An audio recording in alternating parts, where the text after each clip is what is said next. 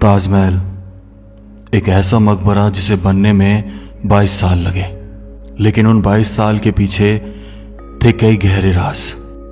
आखिर क्यों बनाया गया था इसे, और जब इसे बनाया गया तो ऐसा बना दिया कि दुनिया में कोई इसके जैसा नहीं बन पाया। क्या वाकई उन 20,000 मजदूरों के हाथ काट दिए थे जिन्होंने इसे 22 साल दिन रात मेहनत करके बनाया था, या फिर कहानी कुछ और थी? क्योंकि 20,000 मजदूरों के साथ खड़ी थी एक और सेना जिसके बिना ये काम संभव नहीं था। 1654 में ये बनकर तैयार हुआ।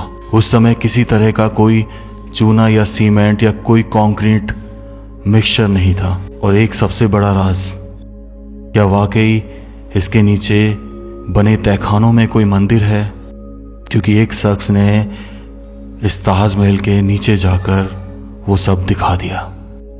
तो कहानी की शुरुआत होती है जहांगीर और उनकी पत्नी मानवती, जो जोधपुर की राजकुमारी थी, के बेटे खुर्रम से। खुर्रम सबसे छोटे बेटे हुआ करते थे जहांगीर के, तो उन्हें सबसे ज्यादा प्यार किया जाता था। उनके 15वें जन्मदिन पर एक शानदार पार्टी रखी गई आगरा के किले में, जहां पर अक्सर हर जन्मदिन की तरह इस बार भी उनको सोने, चांदी और हीरे और जितने भी जवाहरात से उनके वजन से तोल दिया जाता था, और ये सारी संपदा उनको दे दी जाती थी। लेकिन एक और चीज की शुरुआत होने वाली थी यहाँ से, जहां से सारा इतिहास बदलने वाला था। उस समय उनकी उम्र 15 साल थी। तब उनका रिश्ता 14 साल की अर्जुमंद बानो बेगम से कर दिया गया, जो नूरजहां बेगम की भतीजी थी, यानी उनके भाई की बेटी। जब अर्जुमंद बानो 19 साल की हो गई, तब उनका विवाह खुर्रम से कर दिया गया। अर्जुमंद बानो बेगम के पिता फारसी थे, और शादी होने के बाद उनको उपाधि दे दी गई मुमताज महल की, जिसका मतलब होता है कि महल का सबसे कीमती आभूषण।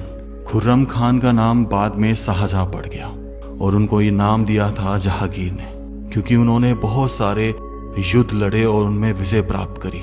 शाहजहां का मतलब था दुनिया का बादशाह। वैसे तो शाहजहां की 6 बीवियां थी, लेकिन सबसे ज्यादा वो मुमताज को चाहते थे, जो उनकी एक सलाहकार भी बन गई थी। शाहजहां के पिता की मृत्यु 1621 में हो गई।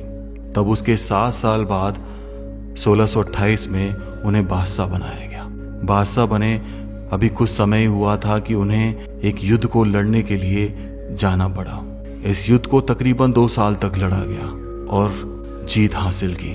वो इस युद्ध का जश्न मनाते, लेकिन एक बेहद दुखद समाचार उनका इंतजार कर रहा था, जिससे उनकी जिंदगी बदल गई। उन्हें पता चला कि उनकी पत्नी मुमताज अपनी 14वीं संतान घोरा बेगम को जन्म देते समय बुरहानपुर में निधन हो गया है। इस बात को सुनकर शाहजहां गम में पागल हो गए।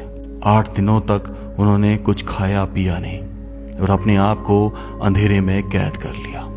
लेकिन उनको मुमताज की आखिरी इच्छा याद थी कि उनके लिए ऐसा मकबरा बनाया जाए जो दुनिया में कहीं और नहीं।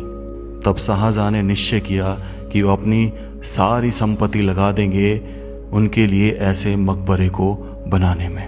तब काम शुरू होता है ताजमहल का, क्योंकि ताजमहल को यमुना नदी के किनारे बनाया जाना था आगरा में। तो ये बेहद कठिन काम था उस समय, क्योंकि अगर नींव खोदी जाती और अगर कहीं पानी का बहाव उस साइड आ गया तो कैसे बनाया जाएगा। तब इसके आर्किटेक्चर जिन्होंने एक प्लान तैयार किया, उन्होंने मजदूरों की सहायता से इसका आसार तैयार करने के लिए कुएं खोदना शुरू किया यमुना नदी के किनारे। और वो कुएं को तब तक खोदते रहते जब तक सख्त सरफेस ना आ जाती। जैसे ही सख्त सरफेस आती, उसको पत्थरों से भर दिया जाता था। ऐसे असंख्य कुएं खोदे गए और उनके ऊपर फिर बनाए गए पिलर, और जिन खंभों के ऊपर बनाया गया ये ढांचा। अब ये ढांचा इतना मजबूत बन चुका था कि आने वाले कई वर्षों तक ये नहीं गिराया जा सकता था। सतह तैयार होने के बाद अब बारी आती है डिज़ाइन की, कि अब कैसा डिज़ाइन किया जाए कि दुनिया में कहीं और ऐसा ना बने। तब इस डिज़ाइन को 3 मकबरों को ध्यान में रखकर बनाया गया। सबसे पहले जहांगीर से मीनारों को लिया गया, उसके बाद अकबर की कब्र के नीचे बना जो ढांचा था, जो सतह थी, स्ट्रक्चर था, उसका आइडिया लिया गया और अपने अंकल के गुंबद का आइडिया।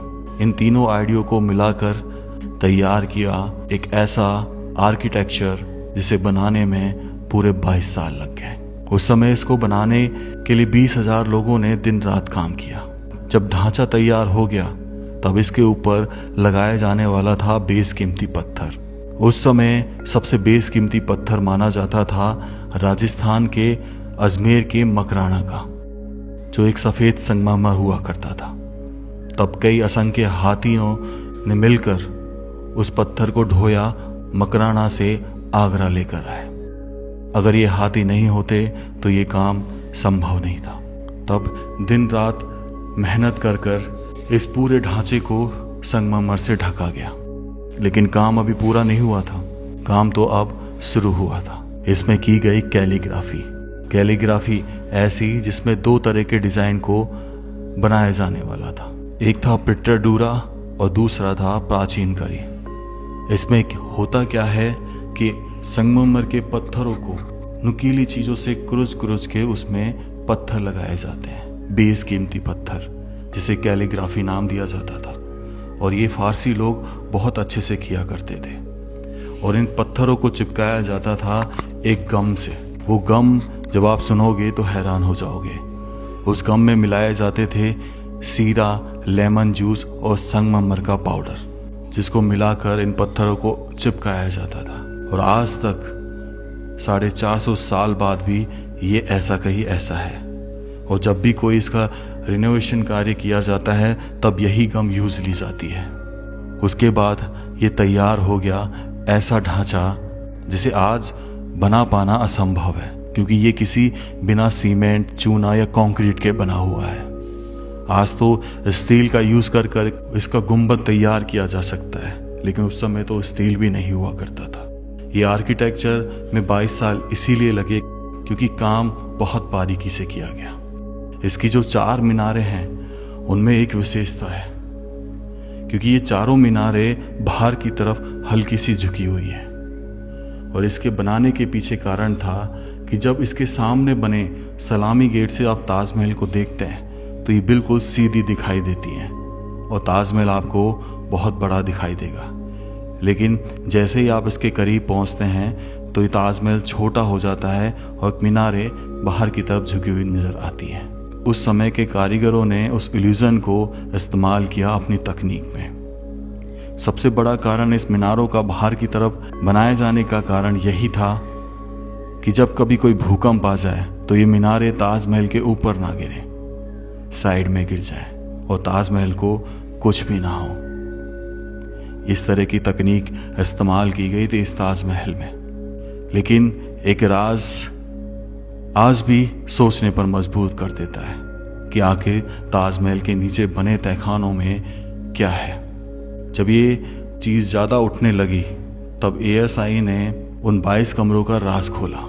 जब आप ASI की साइट पे जाएंगे तो वहाँ आपको ताजमहल के नीचे बने हुए उन कमरों की फ़ोटोज़ मिल जाएगी। फ़ोटोज़ को देखकर पता चलेगा कि वहाँ पर कोई किसी तरह का कमरा नहीं है, ना ही कोई मंदिर है। वहाँ पर है एक बहुत बड़ा कॉरिडोर, यानी एक गलियारा, और उसे इसीलिए बंद कर रखा है क्योंकि उसमें जाने का कोई फ़ायदा नहीं। ये 45 एकड़ में जो बना है, इतने बड़े एरिया को घूमने में बहुत समय लगता है।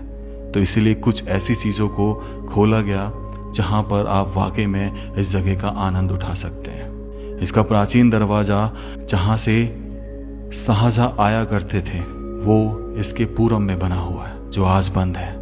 उस समय यमुना नदी में नाव में बैठकर इस गेट से शाहजहाँ अक्सर इस ताजमहल को निहारने आया जाया करते थे। लेकिन 1658 में जब औरंगजेब ने तख्ता पलट किया तब उन्होंने अपने ही पिता शाहजहाँ को, कहा जाता है, ताजमहल बनवाने के लिए आगरा के किले में कैद कर दिया। लेकिन वहाँ उनको एक सुविधा दी गई। आगरा के किले में जहाँ कैद किया गया था उसे मुमसनबर्ग कहा जाता था। कॉन्स्ट्रक्शन जहाँ से अभी ये ताजमहल आज भी दिखाई देता है। डायमंड लगे होते थे, ये लोगों ने निकाल लिए, इसलिए इसको क्लोज कर दिया, खरोंच के इसलिए इसको क्लोज किया गया, क्योंकि डायमंड निकाल के लेके जा रहे थे, स्टोन जो थे कीमती वो लगा। यहाँ पे देखो किस तरीके से कारीगरी करी, ये जेल हुआ करती थी उस समय की, और बीच में जो है फाउंटेन दिया गया था, मतलब ये डिज़ाइन किया था किसी और चीज़ के लिए, और ये बना। तो कहते हैं कि आखिरी समय जो था यहाँ से ताजमहल दिखाई देता है, उसको देखते हुए उनकी आखिरी सांस निकली।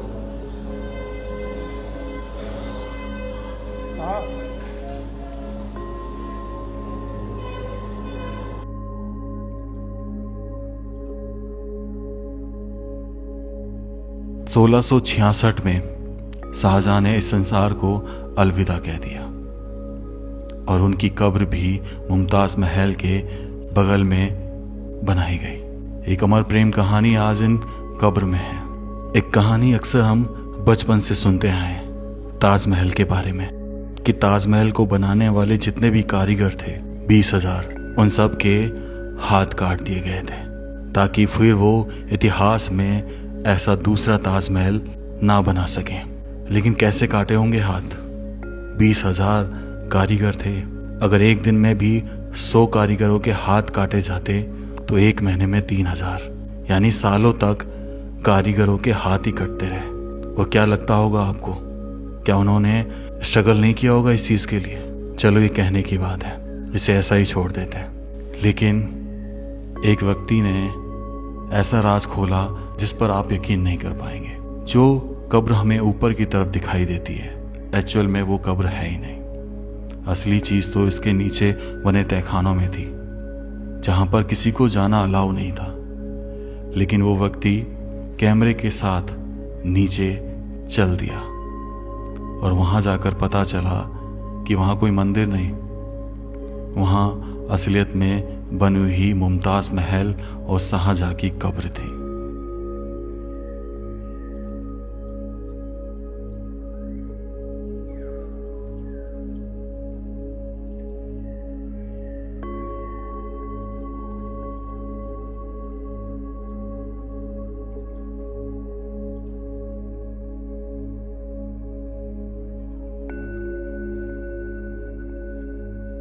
कैसा लगा आपको ये वीडियो? जरूर बताइएगा। क्या वाकई में ये पहले मंदिर था या हमेशा से एक कब्र? अपने कमेंट जरूर रखिएगा। राम राम सा सभी को। खम्बा गणिसा राजस्थान, मेरा देश मेरा भारत।